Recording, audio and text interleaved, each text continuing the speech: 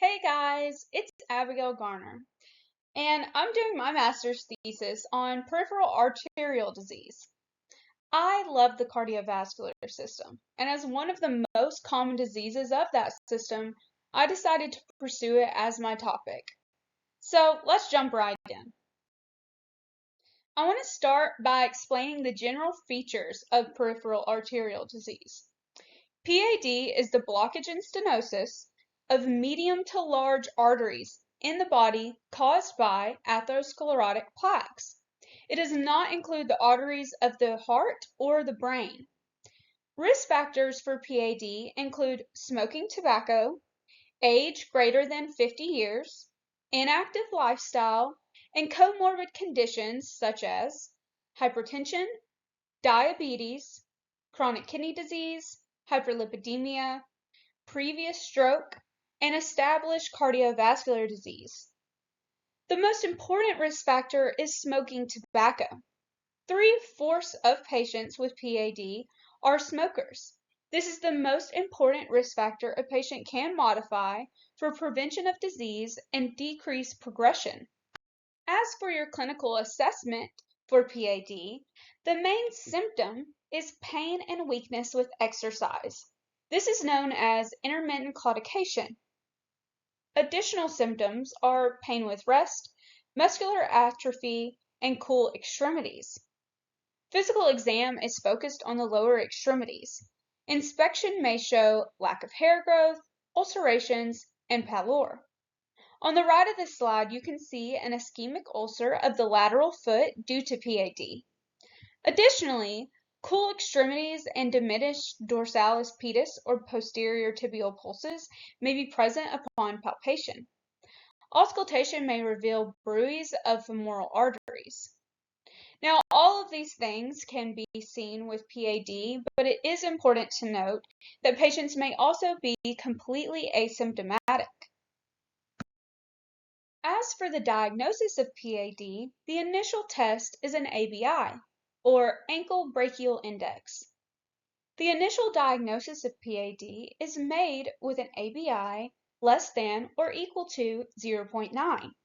A value less than 0.5 indicates severe PAD likely to have non-healing ulcers.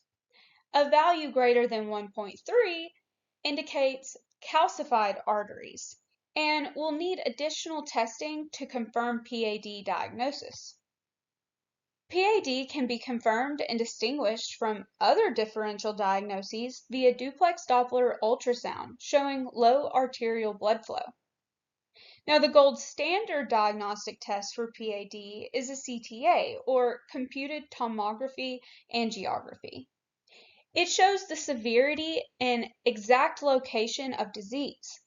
It is used to classify PAD and to plan surgical interventions.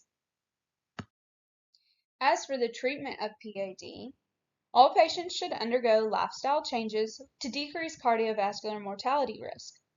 Lifestyle changes include an increase in exercise and smoking cessation. For prevention of PAD progression, all patients should undergo lifestyle changes to decrease cardiovascular mortality risk. Modifiable risk factors of PAD should be managed. These include sedentary lifestyle, a diet high in saturated fat, and smoking. Patients should stop smoking, increase exercise, eat a low-fat diet, and manage comorbidities. Management of comorbid condition depends on the disease process. For high blood pressure, patients should follow a low-salt diet, increase their exercise, and monitor their blood pressures. For high cholesterol, patients should follow a low saturated fat diet, increase their exercise, and monitor lipids. For diabetes, patients should follow a low carbohydrate diet, increase their exercise, and monitor their blood sugars. It is important to note that the most important lifestyle modification is smoking cessation. Stopping smoking prevents PAD onset and progression. All patients with PAD should undergo medical therapy to decrease cardiovascular mortality risk. Medical therapy includes antiplatelet medications such as Plavix, Celestazole to decrease claudication, and lipid control with statins. Comorbid management of diabetes and hypertension via lifestyle and medical management are also important. Surgical intervention should be considered on a case-by-case basis. Revascularization can be achieved via surgical bypass or percutaneous endovascular intervention.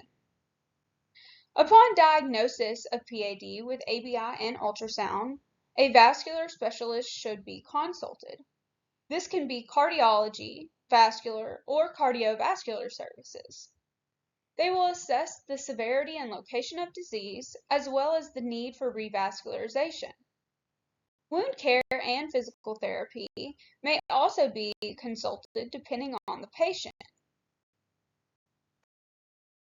In this presentation, I hope that you were able to learn the general features of PAD, as well as how it presents and how to diagnose it. Additionally, we talked about the different treatments of PAD. These are all of my references that I used throughout my presentation. Thank you so much for listening.